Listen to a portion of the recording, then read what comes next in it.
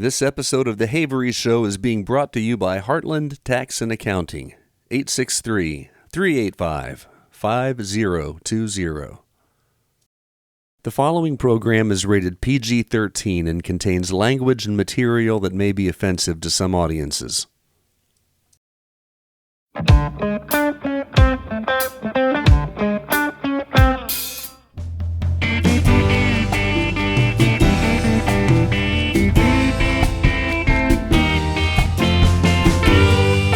With us on this episode of The Havery Show, we have the Highlands County Property Appraiser, Coyote Hunter, Whip Cracker, Hunter, Gatherer, Fisherman, all-around manly man, the one and only Raymond McIntyre.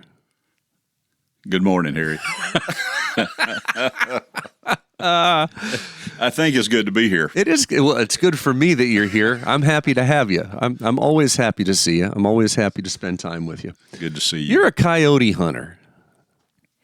How on earth did you get involved in that? Where do you hunt coyotes? Why do you hunt coyotes? And what is that all about? Well, from the start, about 16 years ago, I was helping eradicate some hogs in the Sun Lake area. And while I'm out there one evening, it's late at night. But let's stop there for 1 second, because some people are going to hear eradicate hogs and they're immediately going to lose their mind and think how cruel. But there's a very specific reason that this has to be done. Yeah. Would you like to just explain a tiny bit of that? Yeah, hogs do a tremendous amount of damage to the fields, to the crops, to people's yards. They just destroy it. They'll turn over all the sod in your yard in a night. Yeah. There's enough of them. Mm-hmm. And so that they are not native to Florida. Right. They are a species of animal that were brought here by the Spaniards in the 15 and 1600s for food. Mm-hmm. And they have become wild, and they just, they're prolific in their repopulation, and they destroy pastures and everything. So we're out there trying to control that from happening, because if you may be on that side of thinking, well, maybe we shouldn't do this, but all it takes is one night with about 12 of them in your yard, mm-hmm. and you will be calling someone for help. I don't doubt it. I assure you. You'll be saying, hey, we need some relief. Sure.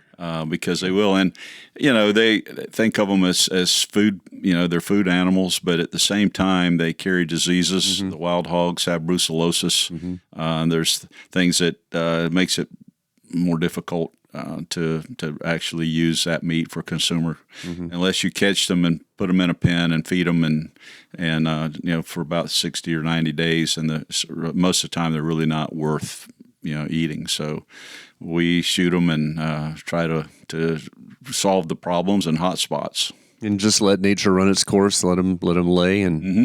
and let the birds of the air and the insects and everything else take care of the coyotes. Yeah. So how do you go from wild hogs to coyotes? Well, I was hunting that night, like I was said, and we were at Sun Lake, and I ran into this guy that most of us know. His name is Gator Howerton. Mm-hmm. And I've known his family. They've been here forever, like my family, and we just ran into each other. He was out there kind of doing the same thing, and we met up, hadn't seen each other in years, and we sat on the tailgate out there and started talking. And I said, I hear that some of these ranchers are starting to have some real problems with coyotes. And he said, yeah. He said, in fact, I have them at my place. He's got a little spread up on the north end of the county. Mm-hmm. And I've seen several of them and shot several of them there. And I said, really? Yeah. He said, they're getting to be more problematic. I said, well, I'd like to do that. He said, well, come up to my place and we'll give it a try. So the following week, I jumped in the truck and ran up, and we sat in a cattle feeder in the middle of his pasture. And I had an old call that I'd had for years, an old game call, mm-hmm. and a predator call. And we turned it on, and within an hour, I had killed my first coyote. No kidding. And so I told him after that, I said, we ought to learn to really how to do this well, mm-hmm. and pursue it and just see what we can do. The problem with the coyotes is that they kill the livestock, the newborn calves, they kill the newborn fawns, and they are not native to Florida either. Are they also a gift from the Spaniards? I don't know. They some say they migrated here from down the East Coast.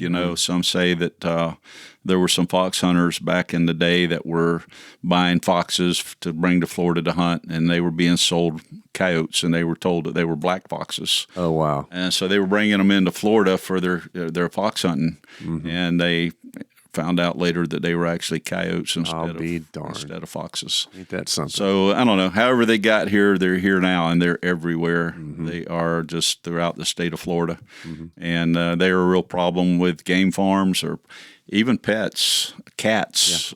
Small dogs. They will kill them. And so we get a lot of calls from different ranches, and we go in and we try to do what we can to help them.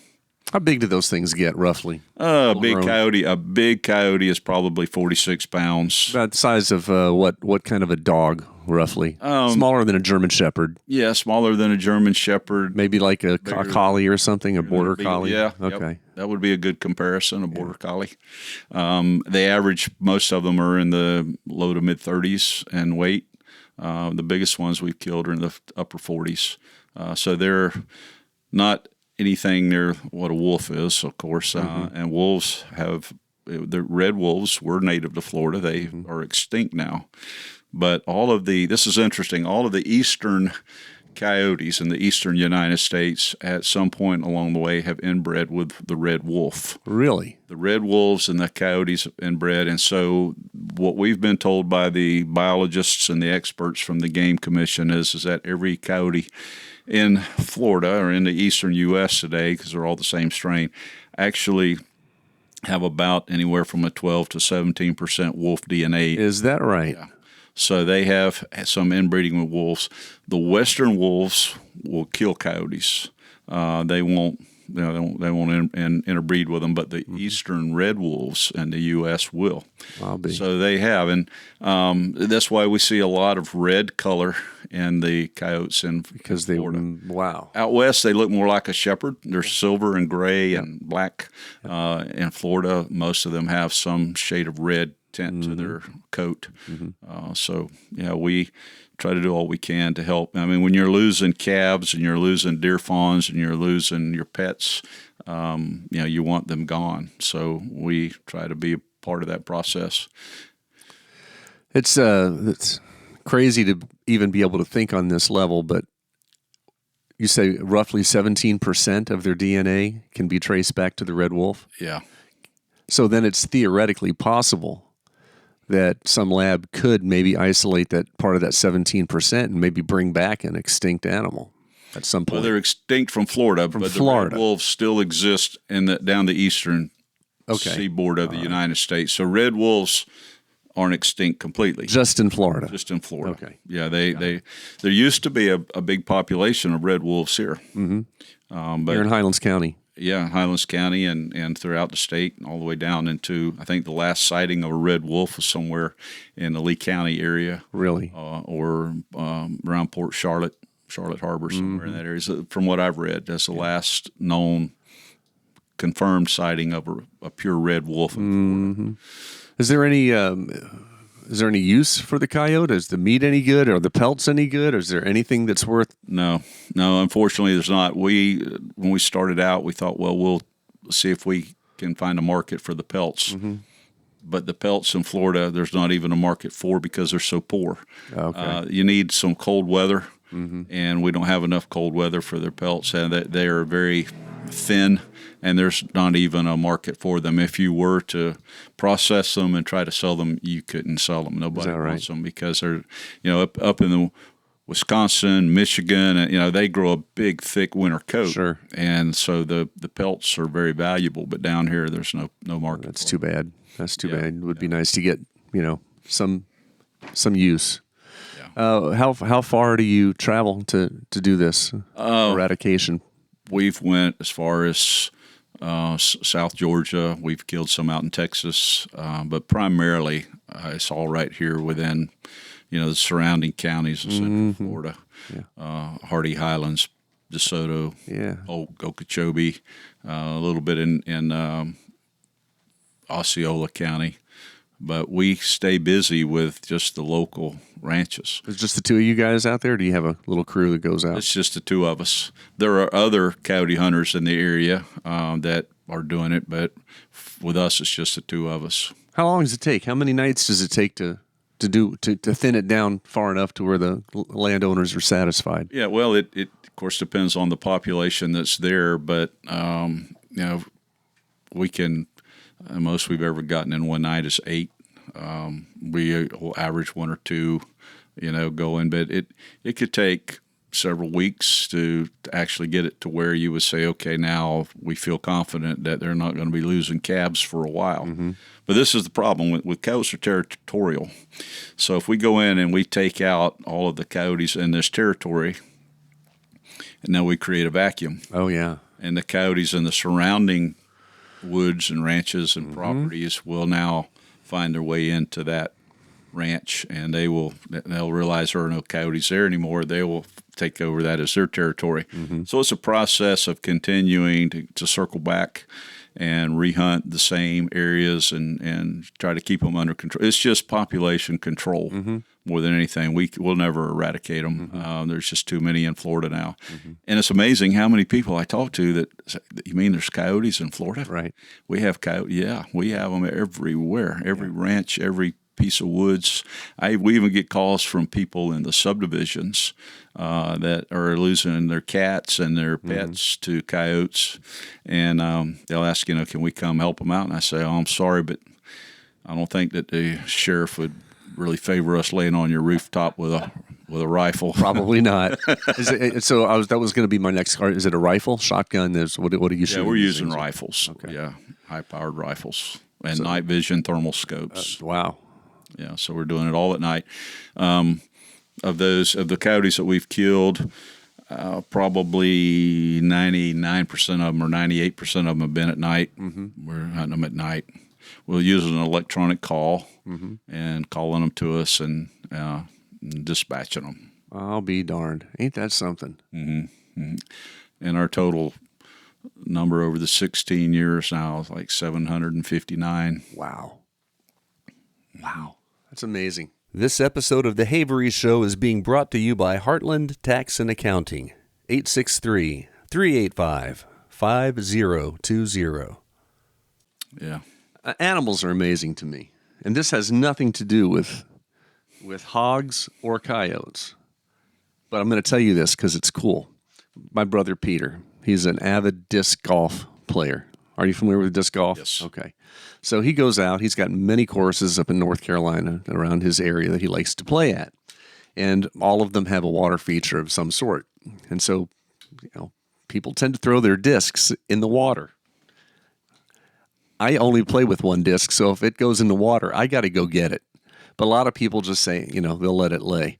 He's got a guy up there that has trained his dog to go in the water to retrieve these discs. I don't know how this dog is doing it, but it's going out in the water. We're talking muck that you sink down into that muck. I've gotten stuck in that muck before trying to get a disc out. This dog can go out in the muck, locate a disc that's underwater and in the muck, and drag that thing out. And as of last week, that dog has found over 1,000 discs. Wow. And the value of those discs range anywhere from $5 to $25 to $30. And that is not a bad side hustle.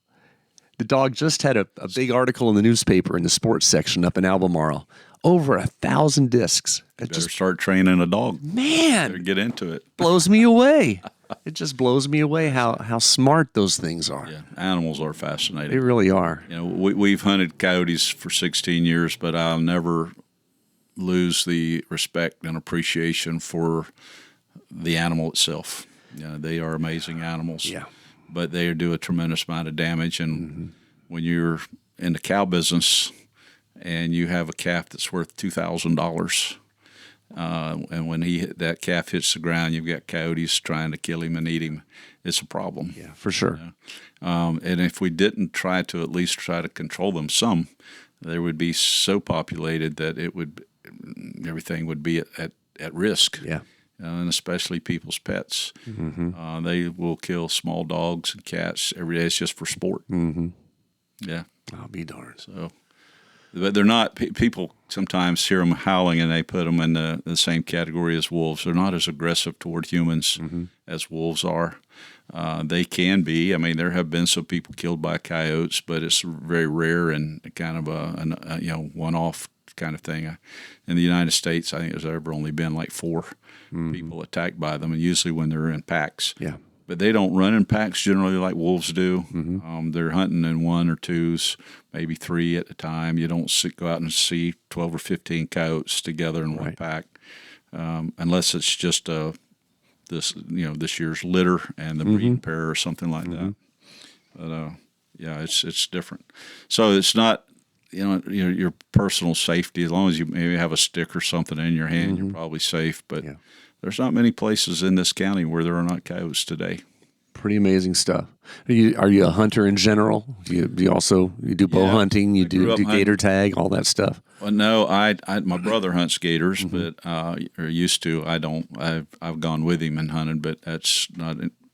I started out as a deer hunter years ago. I grew up doing that with my dad. Yeah. We hunted hogs as a child and when I was little, and so I really like to hunt. Yeah. And this was just something that has kind of worked out where we can enjoy that. Plus, I just love being in the woods. Absolutely. I love being out in the outback, in the woods, just enjoying the peace and quiet. That's medicine right there. Yeah, it is. It is. I just took some days off, and part of it was I was camping at Ocala National Forest. There you go. Juniper Springs. Have you ever been there? I have been. Beautiful, beautiful place. Yep. It's all run down. It's in terrible shape. Really? Apparently, the Park Service has farmed out the management of these things to an outside company. And Juniper Springs, none of the catwalks were usable. They were all shut down because they're all jacked up. The bridges, all beautiful stuff. Their amphitheater, pine trees laying across the benches. It looks terrible. Really, really made me sad because you can see a lot of money went into that park. But probably back in the 80s, 90s, give or take. And it's a mess. Yeah, it's been a long time since I have been there, a long time. The springs were pristine. Absolutely beautiful. They have a little grist mill there, a historic mill, which is in great shape. But everything else is just gone. It's just gone to pot. Sad. I don't know if that's the case for all the rec areas up there, but Juniper Springs was rough. I don't know. I don't either. Why don't you do something about that? Yeah. Well, a little bit outside of my authority there. Yeah, but you know people. Yeah. Some. A little bit outside of your authority. So let's talk about your authority, Mr. Property Appraiser. Yeah. You've been doing this for a while.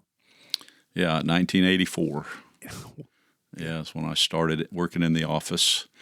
And I worked for Mr. J.W. Billy Martin. He was the predecessor. He was the property appraiser at the time.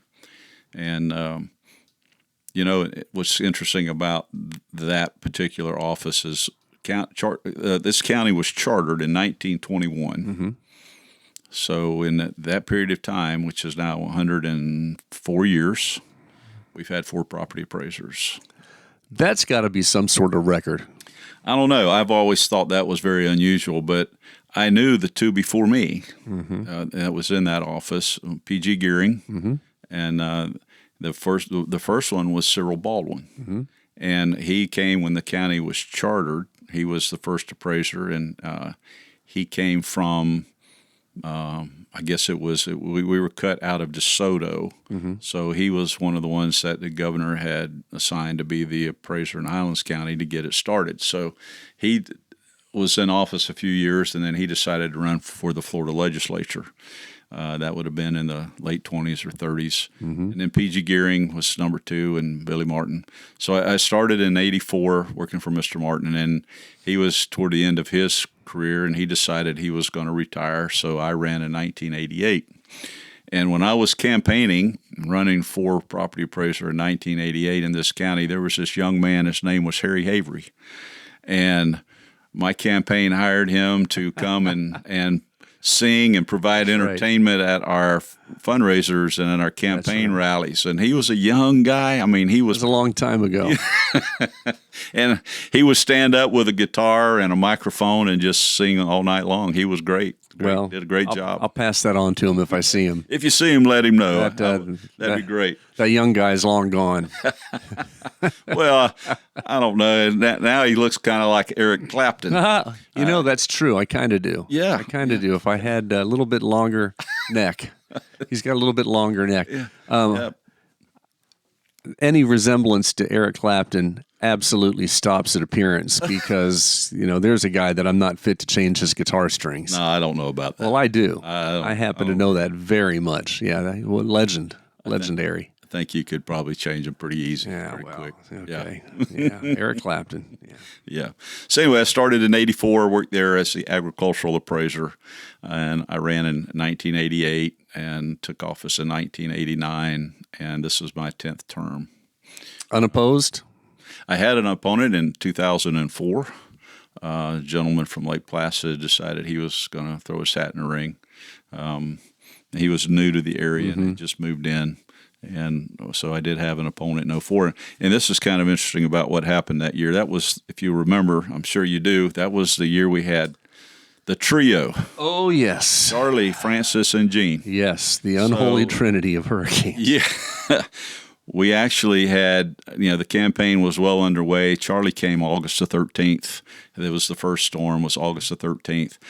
We had all of our signs out, campaign season, all of these campaign signs everywhere. And we had these 4x8 signs, 4 feet by 8 feet, full sheet of plywood with our signs on it. And we had about 50 of them out there. Yeah. And here comes Charlie. And so the guy that was helping me with my signs, he and I had put them all up. I called him. I said, I think we need to go get them all down. So we went and took all the signs down and stored them in my garage. Of course, Charlie did a tremendous amount of damage, especially on the west side of our county.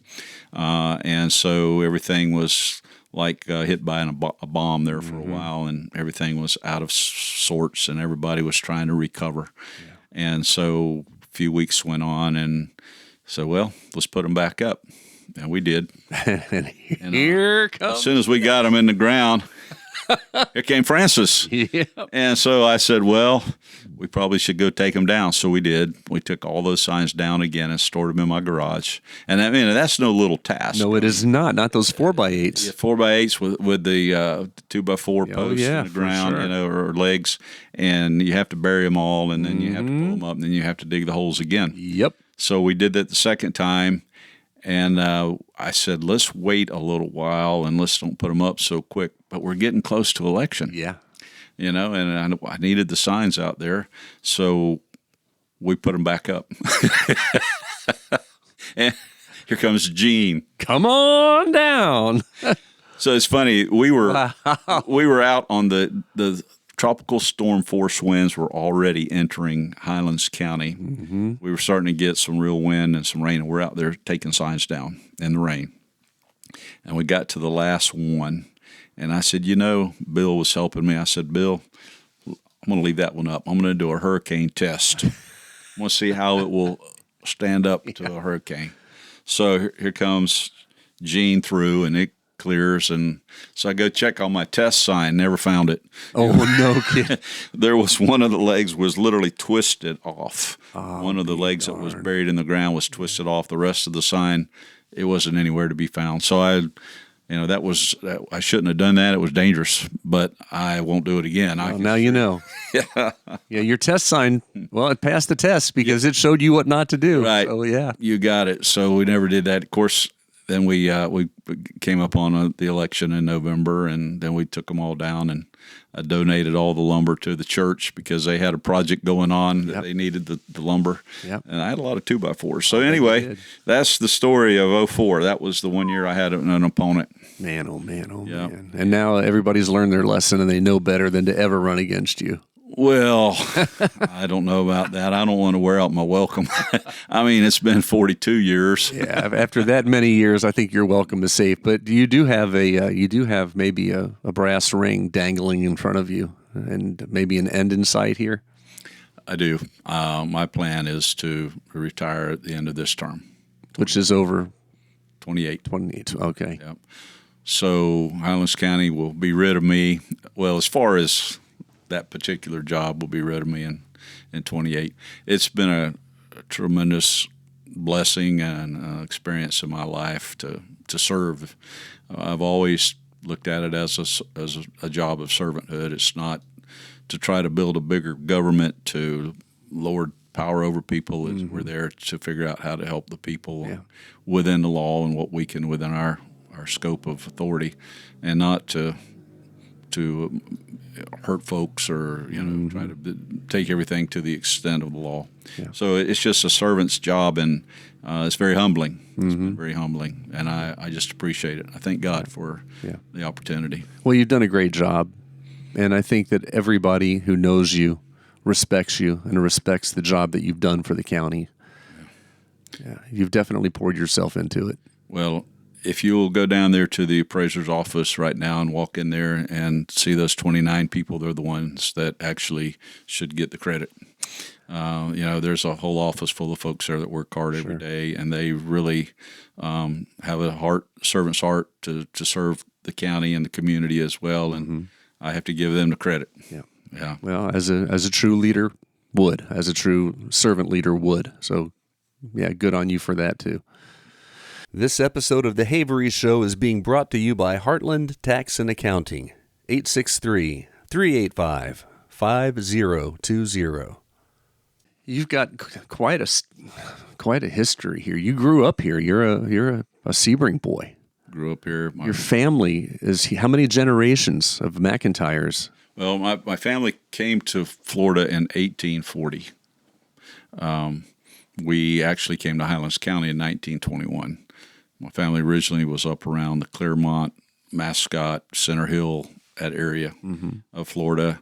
And in 1921, my grandfather came to Highlands County and started a dairy. Went into the dairy business. And several years ago now, I was sitting there at work one day, and Darrell Smith called me from the museum out at Highlands State Park. Yep. He said, "Raymond, there's something you need to see." He said, I need you to run out here.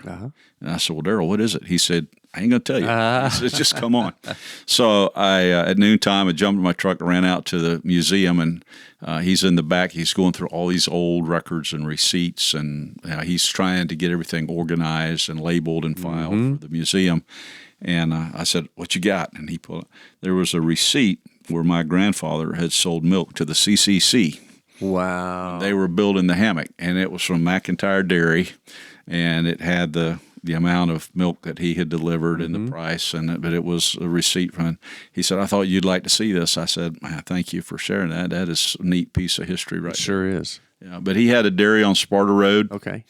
His dairy, if you go down Sparta Road about a mile off of 27, there's some warehouses there with orange doors. That was where my grandfather's dairy was located, and then he lived next door, and we lived just up the hill up towards Sudan Interior Mission, which wasn't there when I was a kid. And that's another thing. We used to, you talk about the way things have changed, we used to go out, and when they were grading our road, Red was the grader operator. That was his name, and we would jump on that grader and ride with him. And he would take us up and down the road when he's grading the road. And if we got off the school bus and we saw Red, man, we took off running. We wanted to ride on the road grader with him, and he'd let us ride. Yeah, that doesn't happen anymore. Not anymore. Everybody's too concerned about getting sued or something. Yeah. But anyway, we did that, and we grew up there. Sudan Interior Mission came along later when I was probably in my early teens. They started to develop the mission. But my father lived there. All my uncles had property. My grandfather was in the cow, and eventually got into beef cattle, but he started in the dairy, and then he had some citrus. But he had 8 children, and so each of the sons, when they got married, he gave them 5 acres to build a house on. So I grew up sort of in a compound of the McIntyre clan. For sure. And so I had all the first cousins. I had 26 first cousins. 26 first cousins, and when I was a junior in high school, there were 9 of us in Sebring High School. 9 of us between the girls and the boys, all we were there.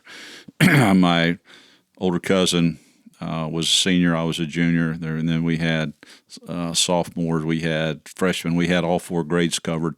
So it was, we had our own security team. Yeah, I guess you did.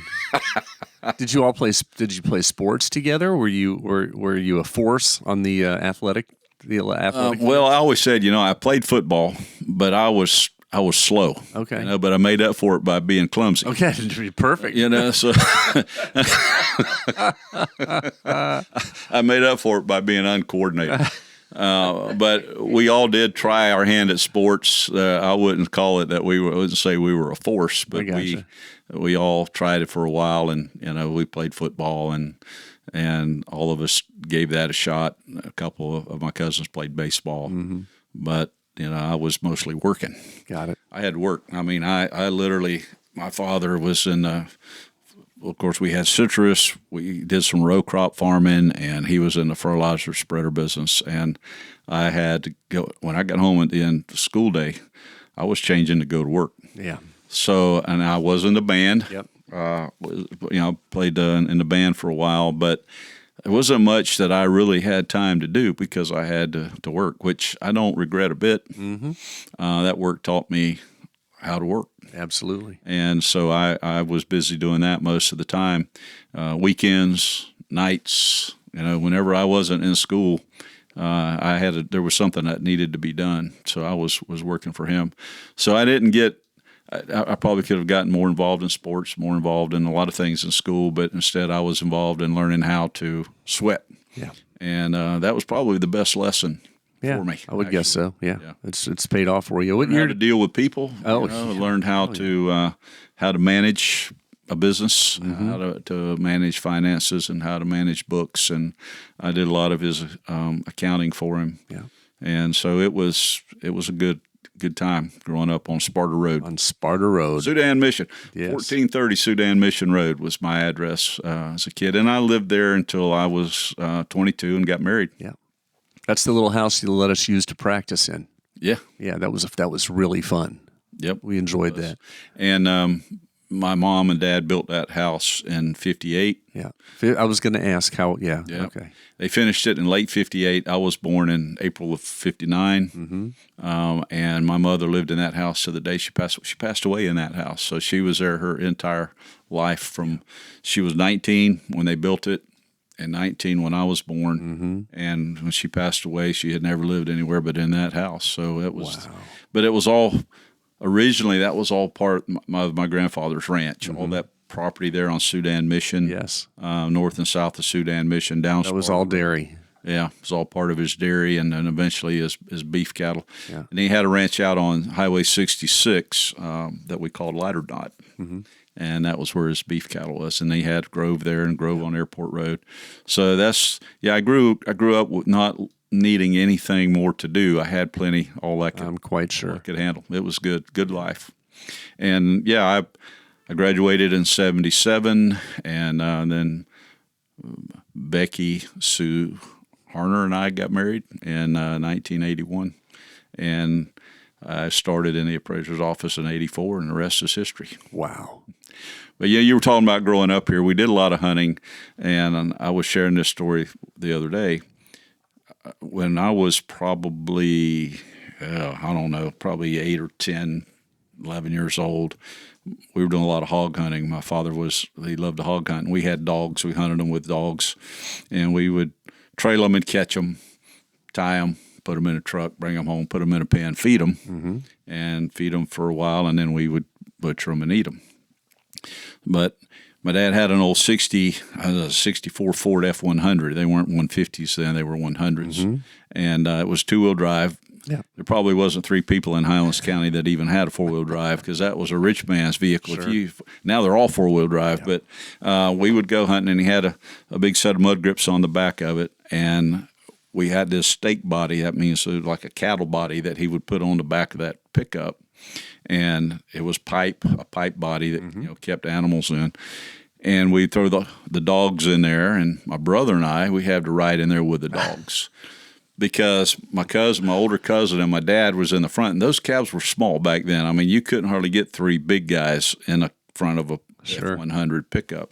So we put them up front. We'd ride in the back, which was fine. We enjoyed it. We'd hang out with the dogs back there. The problem is that coming home, we had hogs and dogs in that bed of that truck, in that body, and we had to ride in there with both of them. And now they're fighting, and we're trying to ride. And we would crawl as high as we could up on the side of the body, but going down the highway, it was hard to stay up there.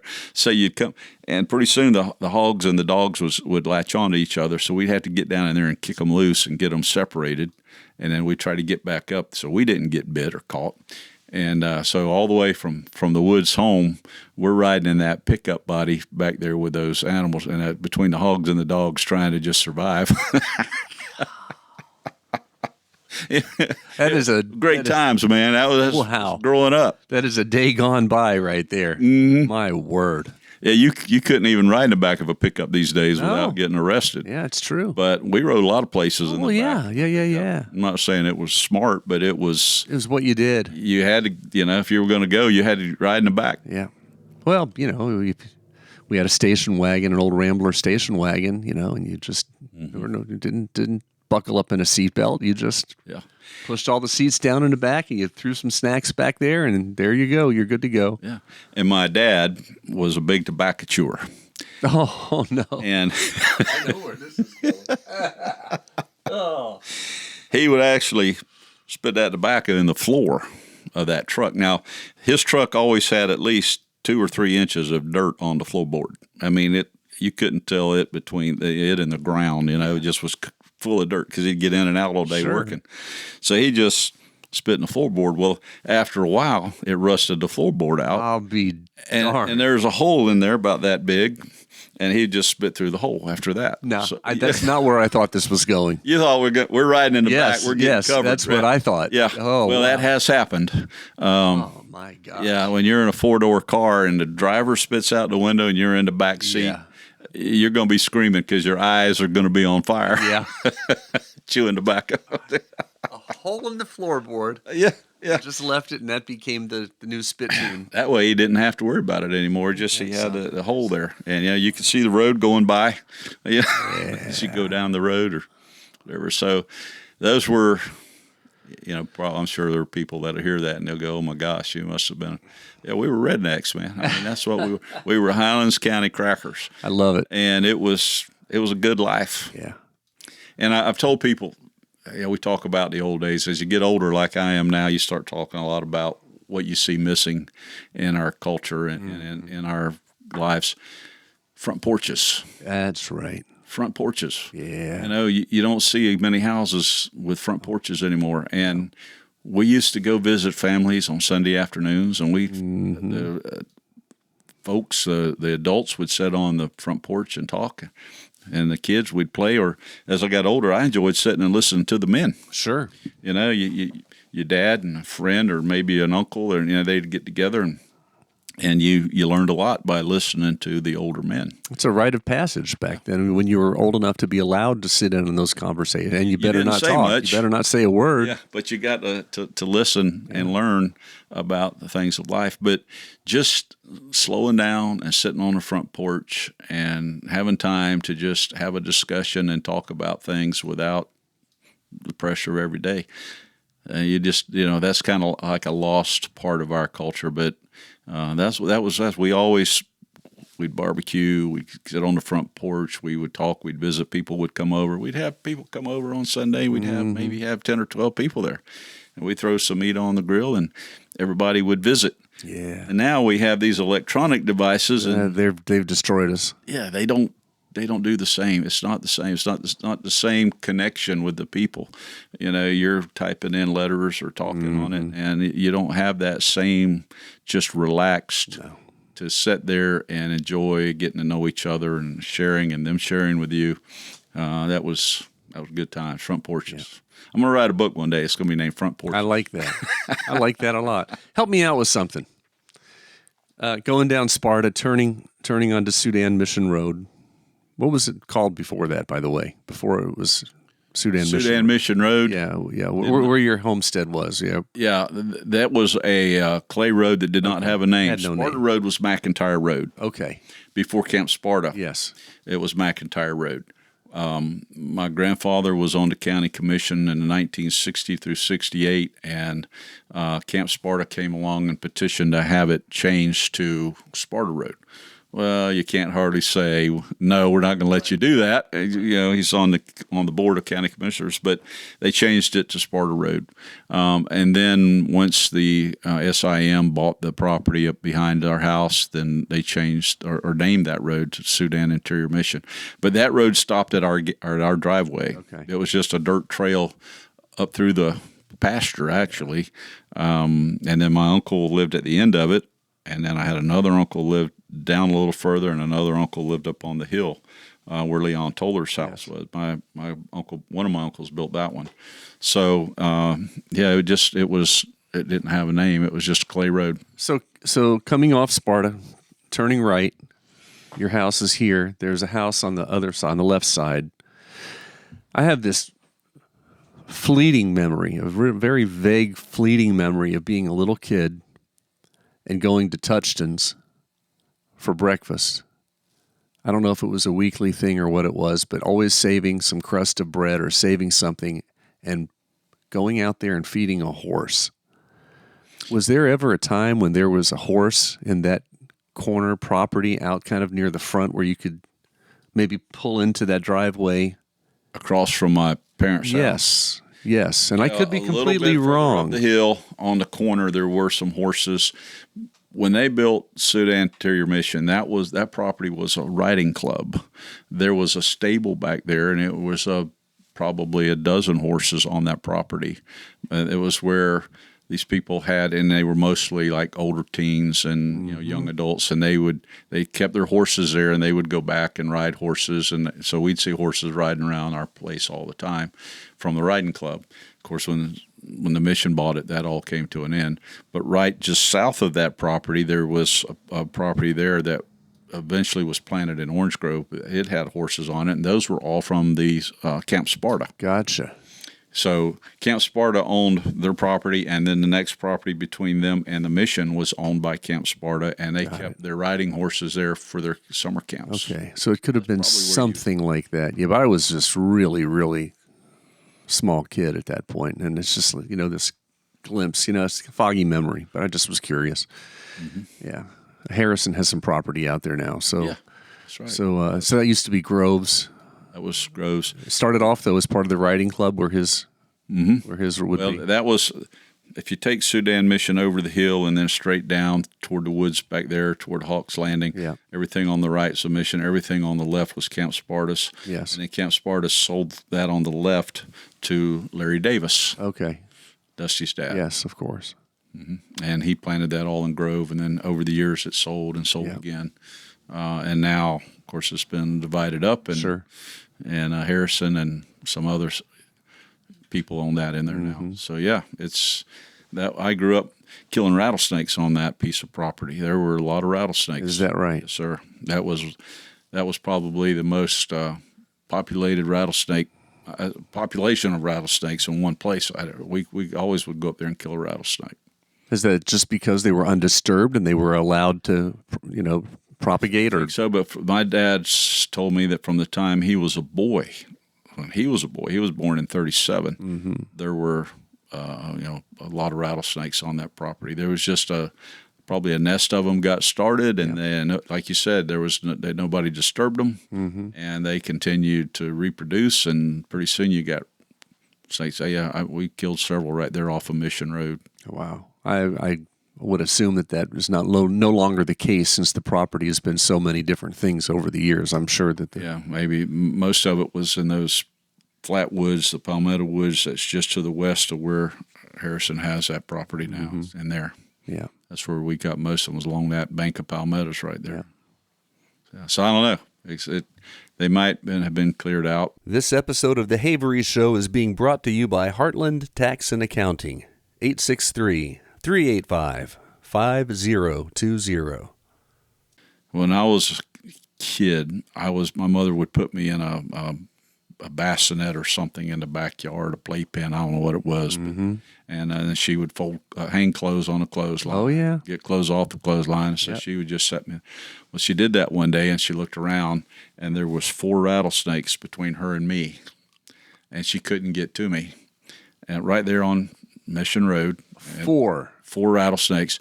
There was a snake had come up there with a whole brood of baby rattlesnakes, and they were just all over the backyard. But there was 4 between her and I, and she about had a fit. Of course, I'm a kid. I'm a baby. Yeah. And I'm in the. But it's a good thing she didn't set me on the ground. My word. So we always had a strained relationship with rattlesnakes. Yeah, I'm not a. What would you? Well, I'm going to be careful. I don't want to say the wrong thing, but I've never been a hunter. I've never gone hunting. I have no problem with it whatsoever at all. I don't like to kill things. I just don't. Sure. It's not in my nature, Yeah. to kill things. But I have no issue with it because obviously I eat food. Obviously, I eat hamburgers and hot dogs and I eat steak and I love to eat. So I'm not a nut when it comes to that, But I know if there's a rattlesnake in your yard, your best bet is to kill the thing. Because they're dangerous. Yeah. They'll kill you. These things will kill you. I don't know if I could do it. I don't know. Well, it would take me a second to figure out if I would or not. Yeah, I would. Yeah, you would. Now, if one showed up at my house when my kids were little, there's absolutely no question I would have to. Now we had snakes all the time over on Oak Avenue. We had black snakes and racers and corn snakes. Cool, love it. If a bad one had shown up, I would have killed it, but I wouldn't have been happy about it. Well, I don't just kill any snake I see, but if I feel like that it's a threat to my family or to me, it's going to be removed by some method. Sure. And so that's the thing. Like you said, it's more of a safety thing. Absolutely. If you live in an area where you have rattlesnakes in your yard, no, occasionally you're going to do your best to try to remove them. Well, you got to. You got dogs, you got cats, you got animals coming through, and of course. Yeah, I know it, and everybody's different. Everybody has a different view of that, and I respect that. Yeah. There's no problem. I know years ago the newspaper did a story on us about our coyote hunting, and they did a newspaper article, took some pictures, talked to us, wrote a story, talked to the Game Commission, wrote a story, and as soon as it came out. You could go online and comment on the electronic newspaper site. Oh yeah. So there were people from all over the country, and they said we were just a bunch of toothless rednecks that didn't know what we were doing. I said, "Well, not yet. Not yet. I will be one day. I'm pretty sure."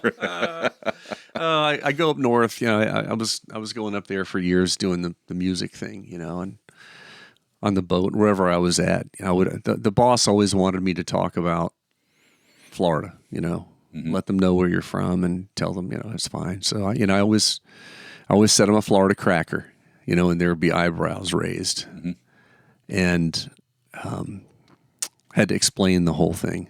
I'm a first generation Florida cracker, and it's the sound that the whip made when the pioneers were coming through the blazing the trails across Florida. It was the sound of their whip, and they immediately think it's derogatory. Yeah. And now our kids are second generation Florida crackers. I'm pretty happy about that. Yeah. I used to go when I was associated with the Florida Cracker Trail and rode the Cracker Trail every year. I used to go with a group of storytellers. Oh yeah, and we would go down to Wellington Gardens to the school down there, and we would spend all day telling stories. Yep. And most of them were centered around history of Florida in one way or another.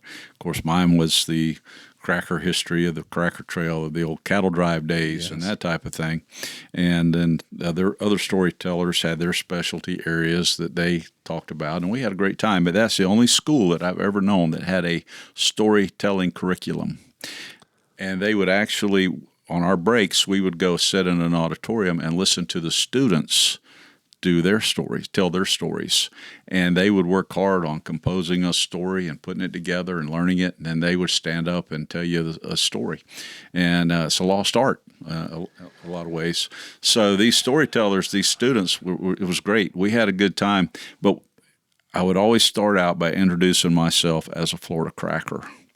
And some of the kids that didn't realize what that was, they would just fall down laughing. They thought that was hilarious. Oh, yeah. That I would call myself a cracker.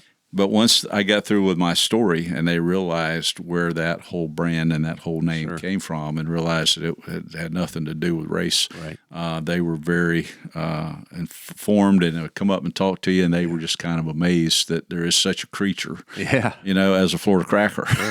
That's right. And it's a culture thing, it just is. We have no problem. I've had a Florida cracker on my license plate on my truck for years. And it's just the way it is. That's who we are. And my grandmother was a Georgia cracker. And I asked her one day, I said, Granny, I said, we're Florida crackers, but you're from Georgia and you call yourself a cracker. I said, where did that name come from? And she said, well, my family used to crack a lot of corn. Okay. And, they also used to cook a lot of corn. Yeah. Oh, yeah. Well, yeah. I would guess there probably weren't large numbers, but were there black Cracker Trail riders, black cowboys who basically did the same thing? Absolutely. So it's not just a white phenomenon. No, not by any means. No, not at all. It was just a culture and lifestyle of the era of our state, history, and we still have today the same. We have a lot of pioneer cattle families that have continued on through the years in this state and have continued to, live that culture and that lifestyle, and it's just part of the culture of the state of Florida. Most people don't know the real history of Florida. Well, that's a fact. They don't. They think about the beaches and Disney World. No. We're going to go down to Florida because, and then when they get here and they drive from Bradenton to Okeechobee or Fort Pierce, they go, "Oh my gosh, never realized y'all had." So, I was out in Texas coyote hunting a few years ago, and our guide, really neat guy, guided us. We hired to guide us. He took us out on the University of Texas Ranch, which is this big, massive ranch that's just west of Midland, in Midland, Texas, and that's where we coyote hunted. And it was thousands and thousands, tens of thousands of acres. And so he was, being the normal Texan and me being the cracker. We rode for probably an hour and a half. He picked us up, and we rode and rode and rode and rode. And so we get to the ranch, and we get out of the truck, and we're stretching, and I looked around, and he said, well, what do you think? We've been riding in this mesquite country for an hour. And I said, honestly, Alan, I don't think God's been here in a long time. And he looked at me. I said, I thought y'all had cattle out here. I said, I ain't seen but about 8 head of cattle in the last 3 miles. I said, there ain't nothing here for them to eat. I said, honest to goodness, it looks like it's been thrown away. I said, if you want to see some cattle ranches, come to Florida sometime. I'll take you on a tour. I'll show you some cattle. Yes. I said, we have some cows. Well, he said, he laughed. He said, the soil out here is so rich, but they don't need but a bite or two, and then they get a lot of minerals good out of that. And I said, well, it's a good thing because there ain't but a bite or two, on every acre that I see. Yeah. So we went back and forth. But there's always this back and forth between Texas and Florida. Sure. Florida actually had cows here for about 85 years before Texas ever had any cattle. Really? They were all brought here by the Spaniards. The ones that came to Florida, the Spanish explorers that brought them to Florida landed here first. And then it wasn't until 85 years later that Coronado brought them up to Mexico. Yes. And then to what is today known as Texas. So we always like to banter with the Texans, It's the cracker culture versus the Texans. Yeah. Sometimes we win, sometimes they win. Sure. That's all right. Well, there's give and take. That works. That's great. This episode of The Havery Show is being brought to you by Heartland Tax and Accounting, 863-385-5020. All right, I'm going to ask you. I always like to ask a kind of an odd question. So, you get to go hunting. You get to take two people with you. They can be from any period, any time frame, any country, any place, anytime. You get to take two people to go on a overnight hunting trip. You can hunt whatever you want. You have a chuck wagon. Everything's provided for you. Who are the two people? You can pick any time. We're talking any about place. Humans. No, not necessarily. I mean, you can pick two of anything you want. If you want to go out with the Chihuahua and you want him to be a dog, that's fine. My thought is it would be Jesus, but he goes with me everywhere I go. So if we're going to scale it back from there to mortals, I'd probably say those two people I would like to go with. I think General Patton would be one of them. All right.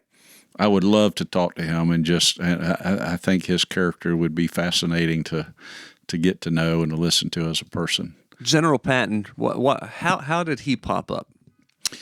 I've always, I guess, appreciated his motivation and drive. He never let the naysayers get him down. He never let the ones that opposed him get into his mind. He had a job to do, and he focused on that, and he got it done. I just think it would be interesting to spend some time around. Of course, I probably wouldn't be able to stand it very long, because I think he had a pretty strong character. Yeah. Very strong personality. But it would be interesting to listen. Mm-hmm. Yeah. And then the second one, oh, man. The person I would like, I guess, if I had to say, if I could spend one more hunting trip with my dad, my father, just one more. I mean, he's been gone a long time now, but it would be so neat. And that's just, my childhood was formed that way by that. And if I could just one more time, Dad, not going to happen. But if you're asking me if I could, that would be great. Yeah. You and your dad and General Patton. Yeah. What a trip that would be. Where are you going? You can go anywhere you want. You can hunt whatever. So where would you guys be? Where would we go? Yeah. I think we would probably go up to South Georgia, where my family was from. Mm-hmm. And my brother owns some property up there now, near where some of my family came from. But I think we'd go up there and just hang out in camp and hunt and just cook and tell stories. Yeah, that I don't know how my dad and General Patton together, that might be a challenge. I didn't think about that. I don't know which one of them would take over the conversation. That would be interesting, though, wouldn't it? It would. Man, that would be one time where you could just sit back and listen and not even have to say anything. You could just listen to those guys go at it and talk. Yeah. That would be. It's funny you asked that. I had those just came right out of my the air in my brain. Sure, Harry, because good answers though. I'm even thinking about that. Yeah, well, I mean, how could you? I mean, who's ever going to ask you a question? Yeah, I don't even know what I'm going to ask until it comes out of my mouth. So, okay, I was as surprised as you, but I always like to ask a question like that. I really appreciate you taking the time to do this today. Thank you. And you're not even greasing the palm to run for re-election again. You're just doing it because. Yeah. Yeah, you can just relax and do it now. Yeah, that's right. Yeah. It's cool. Yeah, it's great. Thank you for the invite. Yeah. I appreciate it. Yeah. Yeah, I think you and I could probably go on for another hour. We have gone on for hours just chatting about everything and nothing at the same time. Well, I appreciate what you're doing in here, and thank you for this opportunity to be here. Well, it's a good opportunity while it lasts. It's the politician in me. That's Raymond McIntyre. Well, thank you. I appreciate it. This, as you know, this building is special to me, and its days are probably numbered. I guess we're going to find out in October if it's on the chopping block or not. Yeah. So I'm not sure where we're at with that. I've been thinking about you, brother. I appreciate it. Yeah. I wouldn't be here if it wasn't for you. So, you really paved the way with Mrs. Whitehouse to get me over here. and I'm grateful. Well, she was too. She loved it. You know, it's been 10 years almost. Yeah. Wow. You believe that? Yeah. That's hard to believe. It is. You know, when you start getting up there in the years, you kind of lose track of being able to gauge how long ago something was. I mean, there's memory pegs that you put stuff on, Sure. you know, and like this happened in this event, and it was before that, it was after that. Mm-hmm. But some things that seemed like they were 2 years ago was 12. That's right. And some things seemed like they were 10 years ago was 1. That's right. Or well, not 1, but 3. Yeah. 3 or 4. I mean, it's just things sort of get. The more you put in the old brain, the more it kind of gets churned up, and it's like, okay, when was that? Yeah. So, but it's all good. Yeah, it is. Appreciate you. I love you, man. Love you too, brother. Great to see you. Thank you. Yes, sir. Good to be here. That was painless, wasn't it? I enjoyed it. Yeah. Can we do it again? Sure. Let's go. The Havery Show has been brought to you by Heartland Tax and Accounting, 863-385-5020.